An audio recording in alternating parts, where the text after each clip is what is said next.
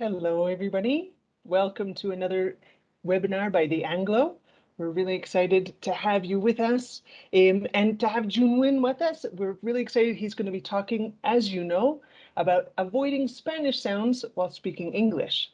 He's going to tell us a little bit more about a particular sound that is going to be very helpful for you, so that you can see how they impact your English pronunciation, and you'll learn how to speak more naturally and reduce your regional accent. A little bit more about Junuen Mondragón. He has been a teacher for 13 years and has worked with students of all levels and ages. He's currently working as a digital developer, designing courses and working on the digital transformation of the Anglo. An interesting fact, he actually learned English and became a teacher at the Anglo in his teens. So if there's anyone that knows the Anglo, it's Junwen. Junwen, we're so excited to have you with us. Take it away. Thank you very much, Emily. Yeah, that's true. And everything is true about it. So I started studying at the Anglo when I was like in my teens, and now here I am. So I am so happy to be here with you. And I think that I have been here hosting other events, but now it's my time to be a presenter. So I am so happy to be here and a little bit nervous. But I know that this topic is going to help you a lot. And all the students there and all the people that are watching this webinar, thank you very much for joining. I am sure that you're going to learn something very interesting today. So I'm going to start sharing my screen. So Emily, could you let me know if you can see my screen, please? Yep, all good. We're Great. ready. Thank you very much. Okay, so as Emily said, we are going to talk about how we can avoid Spanish sounds while speaking English, and there are many sounds that we can work on, but we are only going to focus on one today. So in order to start, I am going to ask you to type some things in the chat box. So please be paying attention all the time. So in case I ask you to do something, probably you have to type and then send it. Okay. Good. So I would like to start talking about our parts, our body parts, and specifically these parts of our body that talk about our mouth. Okay. So this is like I want to start saying that, and this might be probably a little bit stupid, but British people, American people, Mexican people, Latin American people, everybody, we all have the same parts, right? We all have upper teeth. We all have cheeks, right? We all have a tongue. We all have lower teeth, and we all have also lips.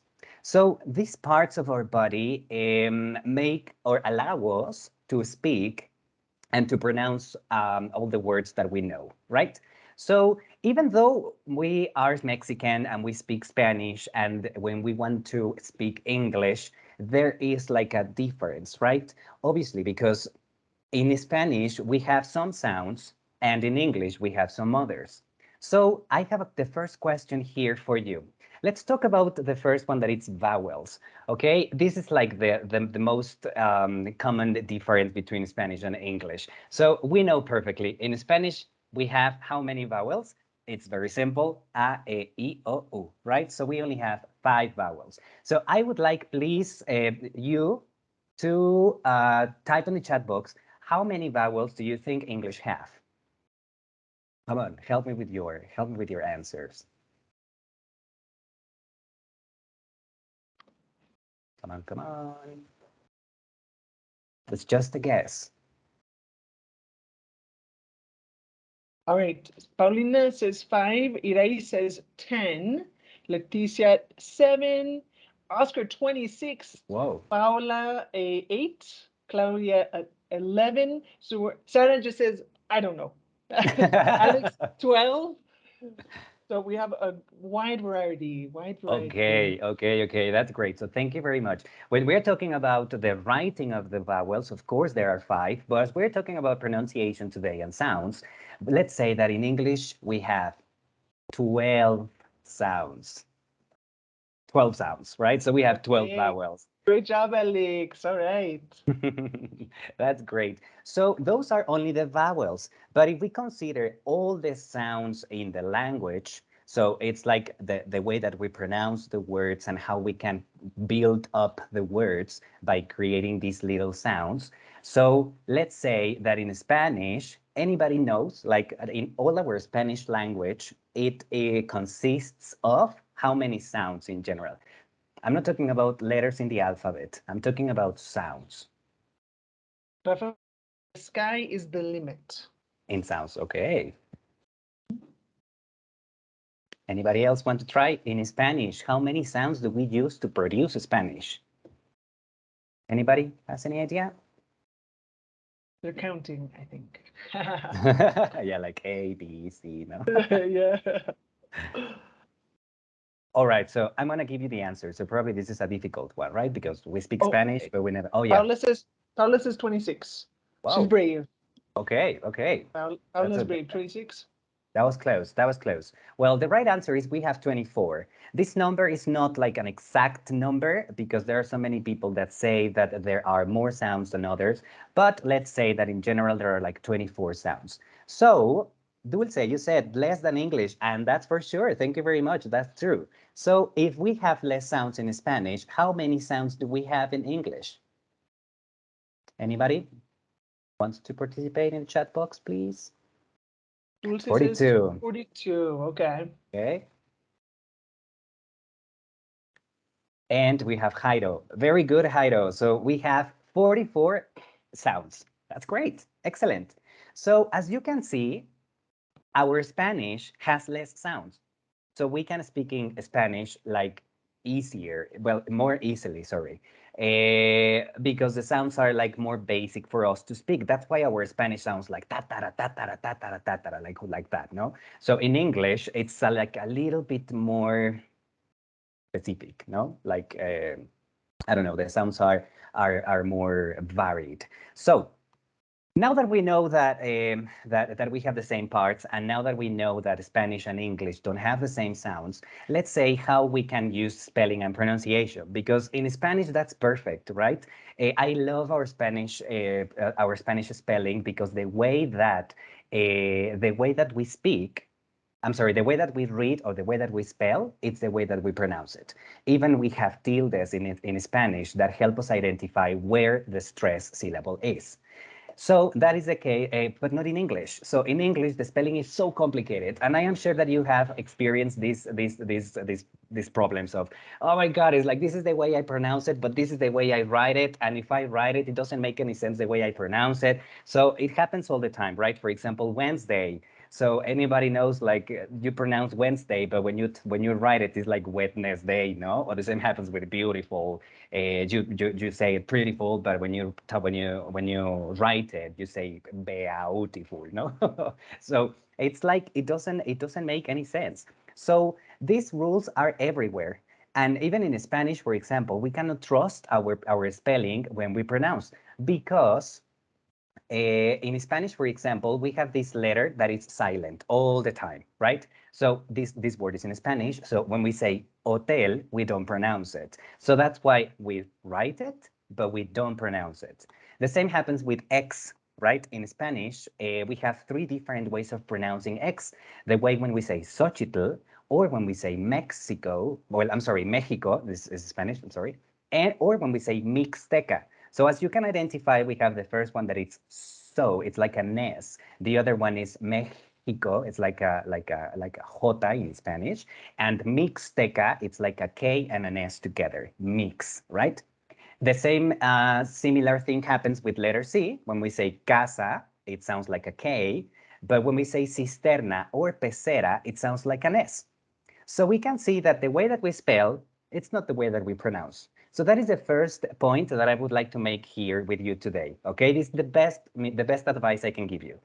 Never trust your spelling when pronouncing. If you're reading English, the way that you read it is not the way that you pronounce it. So don't trust it, okay?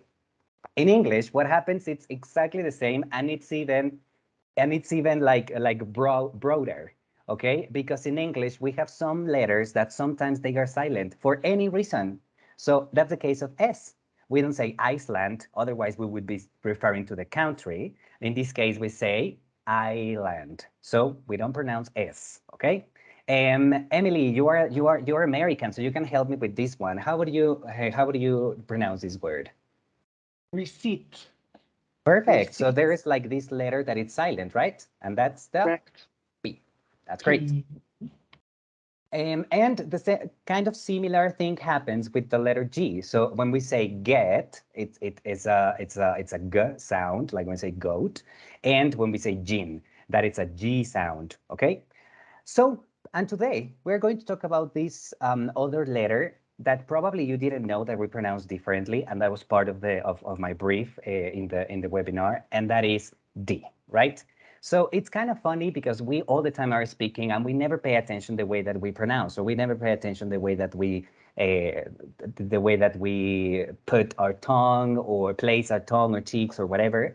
We don't, right? But we are going to identify how different these sounds are, okay? So we have the three words here, dia, pedal, and pared. So I want you, please, everybody there in your houses, in the office, whenever you are, please try to say these words completely isolated in Spanish, the most natural way that you can do it.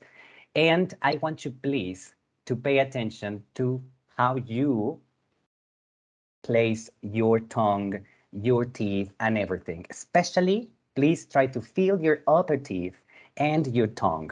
Okay, so that's the key. So when you say dia, for example, dia, you put your tongue behind your upper teeth. So dia. What happens in pedal? It's a little bit different, right? When you say pedal, pedal, pedal. In that way, the tongue, our tongue, is between the upper and the lower teeth. So it's in between. So it happens something like this. And the same happens with pared. So the tongue is between our upper teeth and our lower teeth too. So try to feel it, try to pronounce it. You need to feel your tongue, you need to feel your cheeks, everything that's happening inside your mouth. So you need to do it in order to feel it. What happens? We are going to try to talk about a little bit of these phonetic symbols that we use in phonology in order to know the pronunciation or the correct pronunciation of words in English. And that is this symbol that it's D, okay?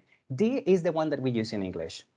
But what happens with this one? The other sound for pedal is a different sound, right? And it is represented with this symbol in the phonetic chart.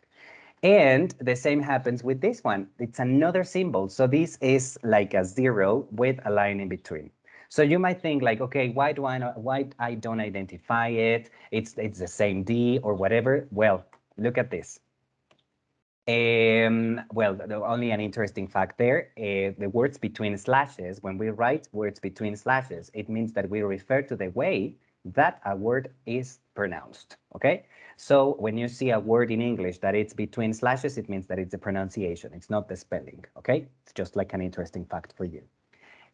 So well, coming back to these sounds, we can see that in English this D sound we replicate it for day, do, and dollar. So when we say in English do, day, dollar, it's exactly the same as we say in Spanish dia.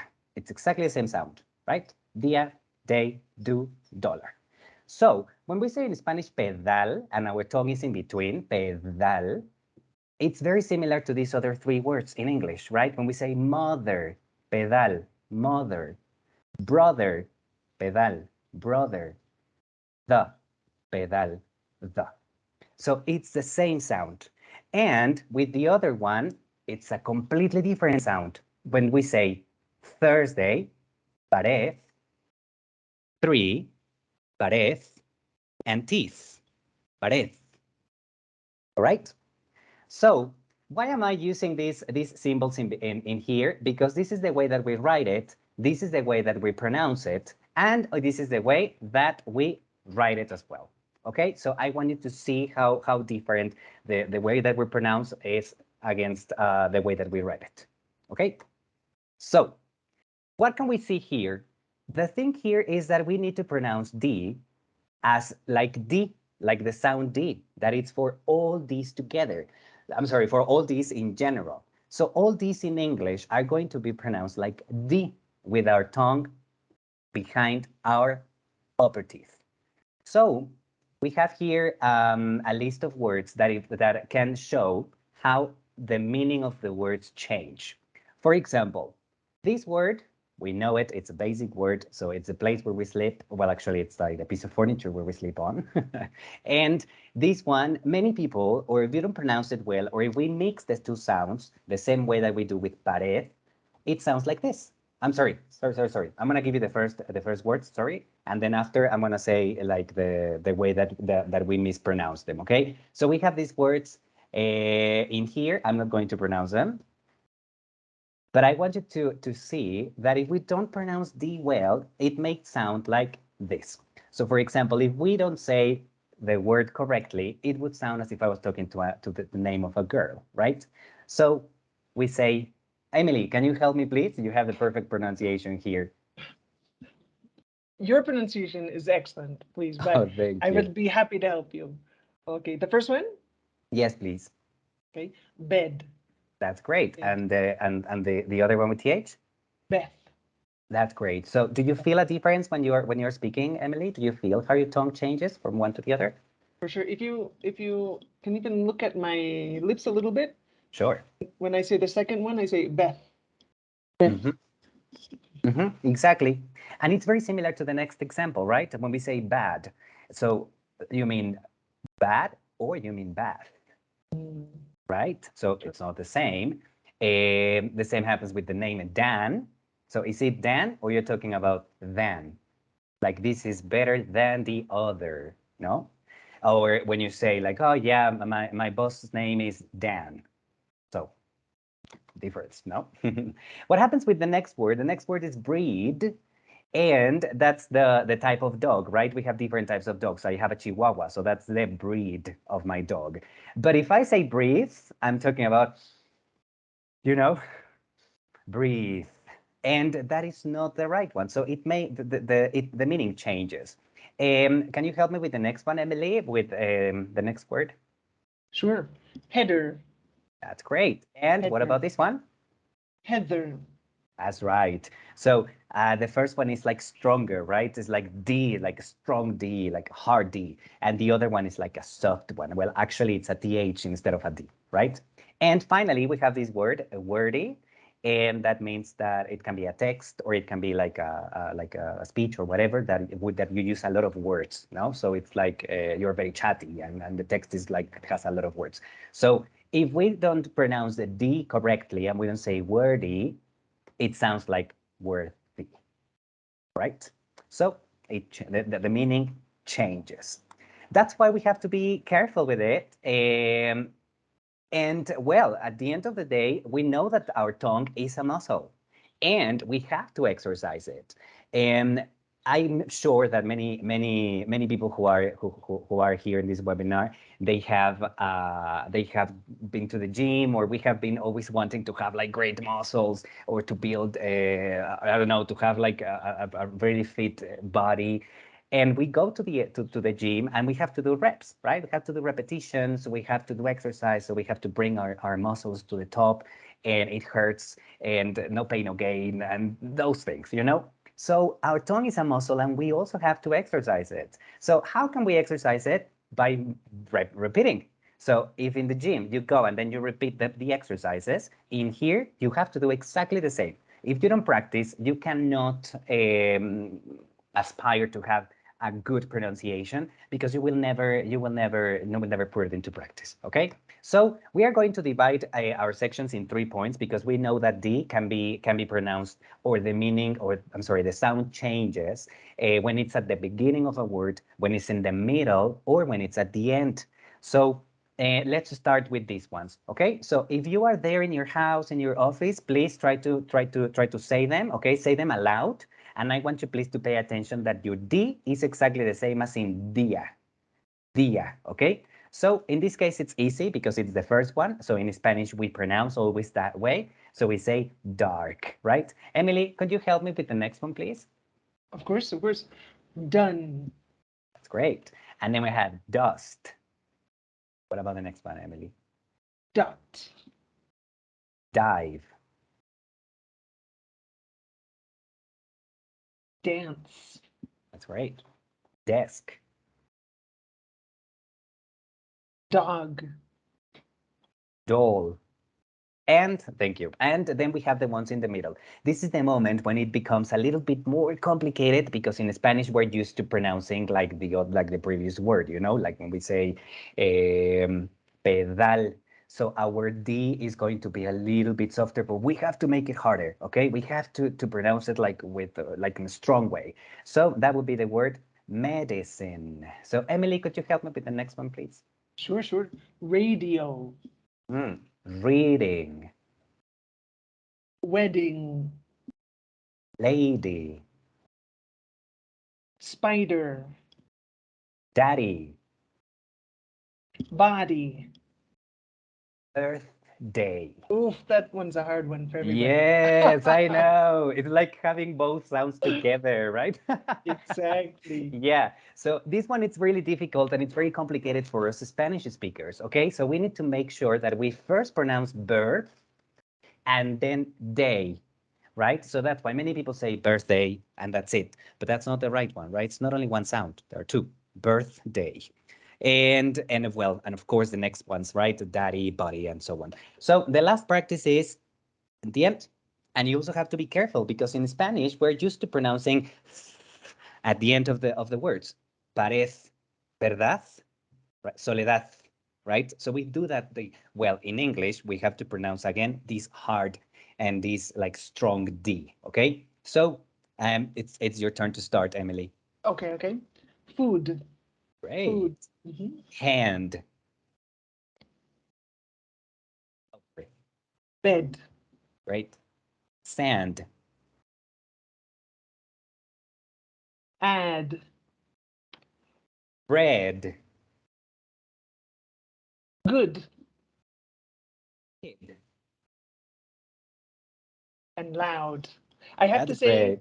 I have to say, Uh-huh. Rafael typed in the chat birthday because that's true, Rafa. Many people say birthday. That's true. Yeah, I know to say like beer day, Or right? beer Yeah, day. Yes, sometimes it's the absolutely, same. Rafael.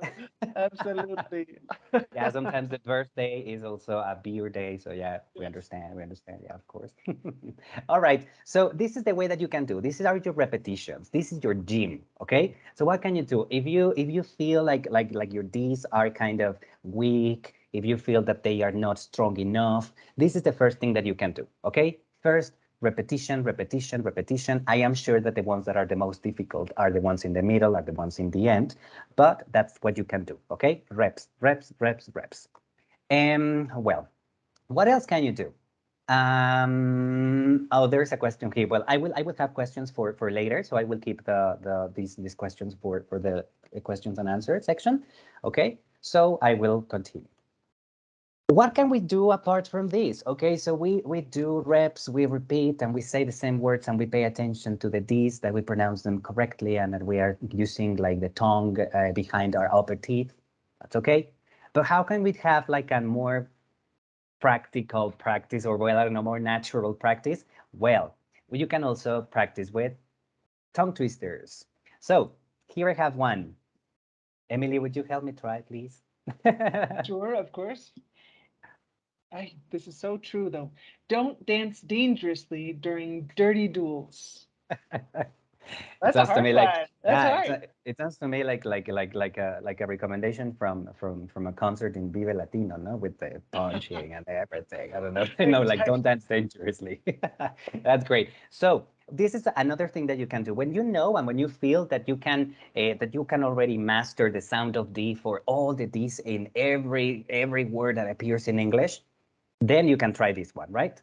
Don't dance dangerously during dirty duels, and you need to have like the all the time. So I'm gonna try the next one. So Emily, could you help me please? Tell me if I'm pronouncing it well, please. Sure, sure. The darling dolls dreamed of driving to Dallas the day of the dance. Oof, that was hard, but you did a great job. Yay! It's difficult, yeah. All right, and Emily, would you help me try the next one, please? Sure. Donnie dated a dear doting dame who needed a dozen dimes. Oof. Wow. Oh, I should have gone to the gym before. Exercising the I tongue, need right? more tongue exercises. Yeah, exactly. Well, there are more exercises. I don't know if you can practice kissing. That would be another one, good one, no? French kissing, Emily. Strong tongue. All right. So this is what you can do. You can practice it, and even if you can notice, um, English, these sound like even more natural. It helps you connect the words together because I don't know. That's the way English is, no? Like connecting every single sound. So we have the practice of isolated words. We have the practice of tongue twisters, and we have another one. Try reading aloud. That's another recommendation I can give you. Reading aloud any type of text. So, for example, I took this text from the BBC. It's not mine. It's from the BBC. It's just an extract. But as you can notice, I highlighted the D's so that I know and that I am aware that there is a D there. So it's easier for me, right? As we are practicing, it's like as we are practicing, then we need to help ourselves a little bit, right? At the beginning. So in this case, for example, you would have to read it out loud and you have to pay attention to this D. So McDonald's has said it will permanently leave Russia after more than 30 years and has started to sell its restaurants. The move comes after it temporarily closed its 850 outlets in March. Emily, would you help me with the next one, please? Absolutely.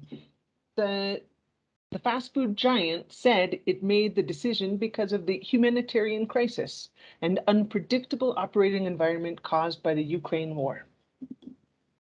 That's right. The opening of McDonald's first restaurant in Moscow is 1990. Came to symbolize a thaw in Cold War tensions. Would you help me with the last one, please? For sure. A year later, the Soviet Union collapsed and Russia opened up its economy to companies from the West. More than 3 decades, oh, that's a double D there. However, it was one of a growing number of corporations pulling out. That's great. So that's exactly what we can do. We are helping ourselves to identify where the D's are, right? And now I'm going to give you another tip, okay? There is something called connected speech in English. This is not the topic for today, but probably in another webinar I will talk about connected speech. But in this case, I want you to pay attention how Emily and I connected the sounds. So we didn't say McDonald's has said it will permanently. So we put together said it, and then we link it, and it's better that I say said it than said it. No? So we don't separate them. We put them together and then we say said it. The same happens with this one, made the. In this case, we don't say made the. As the sounds are very similar, we mixed, well, we fused them or we like kind of merged them. And then we only say said it made the, said it made the, right? Emily, would you help me please saying this phrase so that they can hear it from your beautiful voice, please? Oh, sure, sure. Said it. Said Oh, it. and the second, please. Made that. Made that. Exactly. Thank you very much. If I may, if I just may interrupt really quickly, I noticed that Leticia said that she knows a lot of words in English when she reads them, but she says, I can't recognize them when I hear them. Do you think this might be part of the reason, Junwen? Oh yes, definitely, definitely, definitely. It's like in your mind, it sounds like that, and you expect everybody to pronounce them the same way that you do. So when you hear it from another person saying it differently, that's the moment when you say like, oh, I don't know if the person said bad or bad. No? So Sure. Point. yes, definitely. And remember that speaking and listening are both skills, are two skills that they grow together, right? They grow together. So if you want to speak better, you need to, I'm sorry, if you want to listen better, you need to speak better. And if you want to listen better, no, and the other way around. Sorry, I always confuse. We got you. We got you. Thank you. All right, and we have one last example of connected speech, and that is a perfect thing that you said it, and I love the way that you said it, Emily. It was opened up, right? So I think that we have already had a webinar, right, Emily, when we talked about the regular verbs in past. That's true. That is true. Mhm. Yep. So that's another topic that we connected with this one, right? So how regular verbs in past, there's again D, and how we put them together with the next one, right? So in this case, that's a perfect example, opened up. But well, I just wanted to give you like a sample of what connected speech is, but that's something that you can practice also when you are exercising your tongue, okay? Good. So here then it comes like this question, right? So probably you are like all the people that are there watching this webinar are like, oh my God, so if I am not pronouncing well, am I being understood or not, right? So well, I have to say that in regular, well, let's kind of play a game, okay? And for this game, Emily, you're gonna help me, okay? So Sure, sure. Emily, I want you please to say this sentence, and Mhm. you choose if you say Beth or bed. And I want everybody to type in the chat box which word Emily said. Okay, Emily, try to say it like naturally, as if you were speaking With you. with me. Exactly. Okay. Yes. All right. Great. So Junwen, you'll never guess. I visited Beth at the hospital. She's fine and ready to leave. Thank you. Okay, so come on. Tell me which one is the word that Emily said. Let me Great, see. great. Yes, everybody's guessing. Oh my God, Emily, your pronunciation is amazing. Woof. I'm learning. And they are not even looking at you, you know? So That's a good point, eh? that's great. We have excellent students here. Listening skills 10, C2 level. All right. So can you tell us, Emily, which one is the word that you said? Everyone's correct. I said Beth. Great. Okay, so I'm gonna do the next one. Okay. I Great. hope that I am Mexican and I have never lived in the U.S. or in the U.K. So you can have also like a head start. Okay. So here it is. The movie was so bad I fell asleep immediately. Which word did I say? I kind of feel that I want to play like a bing bing bing bing bing bing bing bing. Okay, okay, okay.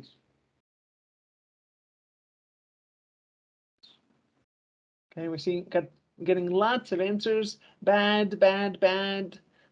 I see a bed here.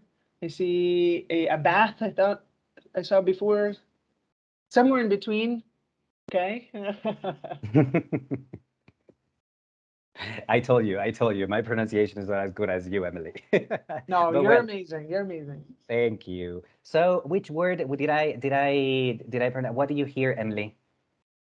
Well, I think it might have just been me, but I thought you were trying to trick them, and you said bath. Exactly. So I say Mhm. bath instead of bad, right? So if I had said bad, probably the next word would be the movie was so bad I instead of bad I, right? So Mm, again, connected speech help us identify the words. Okay? exactly. But if I may, everybody was expecting to hear the word bad. So Mhm. what helped? What do you think helped them in that case, Oh, Junwen? wait a minute. We have Oh, I'm another sorry. I'm example. sorry. I'm sorry. Don't worry, don't spoil my I won't. webinar. I'm Come sorry. on. Sorry. Just kidding. All right. So can you help me with the next one, Emily? Again, choose one word, say it, and then let the participants guess which word you Okay. were saying. Okay. Okay. All right. Junwen, I'm really nervous. I have to make my essay shorter. I guess it's too worthy. All right. So people, could you help me type in chat box? What did Emily say? She said worthy or wordy.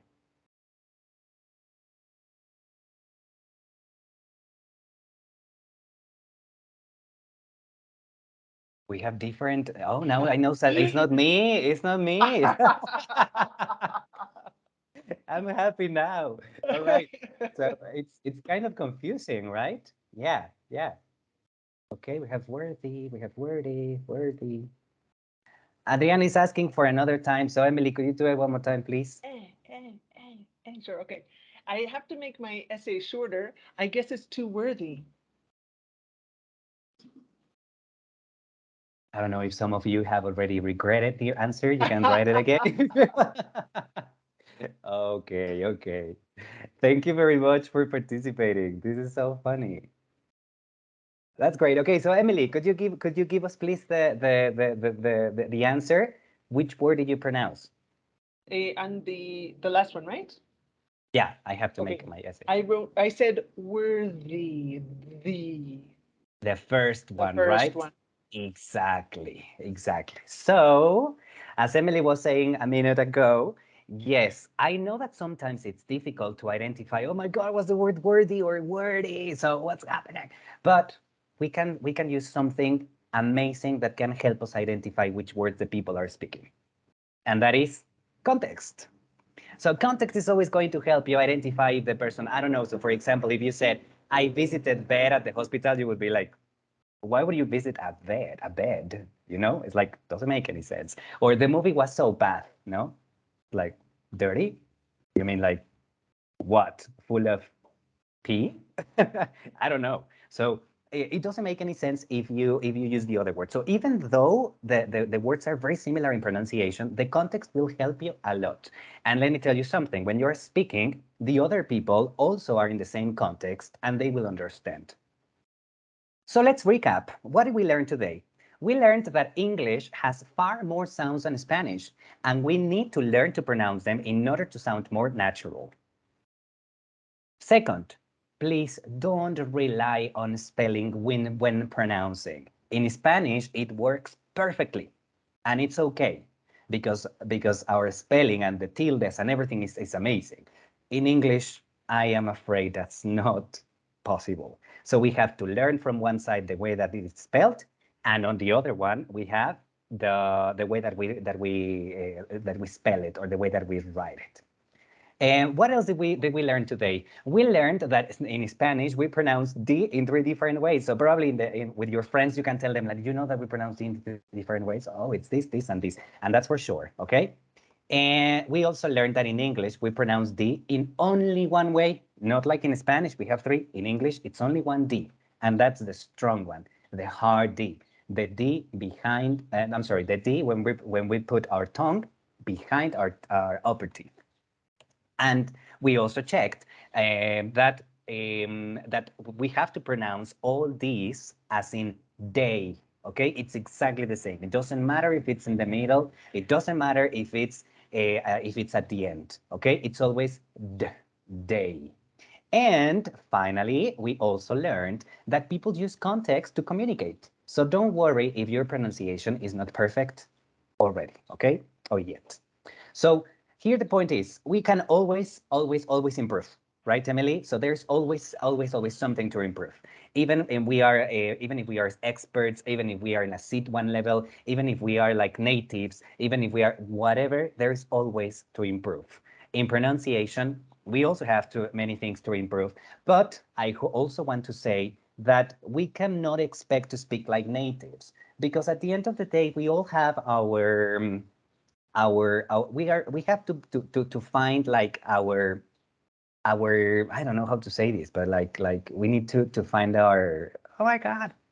Maybe like you want to be comprehended. You want, even if it's not Mm-hmm. perfect, because Raphael was saying that he sometimes people laugh at him when if he pronounces something the wrong way. But I think you want to make sure that you're people can understand you, right? Mm-hmm. Yeah, yeah. I was gonna say like it's your style. Thank you, Yeah. Rodrigo. Raúl said it like that, or like it's your nature. You know, Mhm. we are Latin people, so we have to be very proud of our culture, of Agreed. how vivid we are, how lively we are, and obviously that involves that we also have to speak like that. I don't know. Probably if we consider other people speaking Spanish, and then sometimes when we hear their accent, it's like even kind of nice, right? For example, I love when other people speak Spanish with this sound, right? So I am all the time talking to British people. So my boss is British, and the way that he speaks Spanish is like really nice, you know. It's like at the end of the day, we are living in a cosmopolitan city, and that's what makes the world variable, you know, like full of people, full of styles, full of everything. People can understand you, right? Mm-hmm. Yeah, yeah. I was gonna say like it's your style. Thank you, Yeah. Rodrigo. Raúl said it like that, or like it's your nature. You know, Mhm. we are Latin people, so we have to be very proud of our culture, of Agreed. how vivid we are, how lively we are, and obviously that involves that we also have to speak like that. I don't know. Probably if we consider other people speaking Spanish, and then sometimes when we hear their accent, it's like even kind of nice, right? For example, I love when other people speak Spanish with this sound, right? So I am all the time talking to British people. So my boss is British, and the way that he speaks speaks Spanish is like really nice, you know? It's like at the end of the day, we are living in a cosmopolitan city, and that's what makes the world variable, you know, like full of people, full of styles, full of everything. So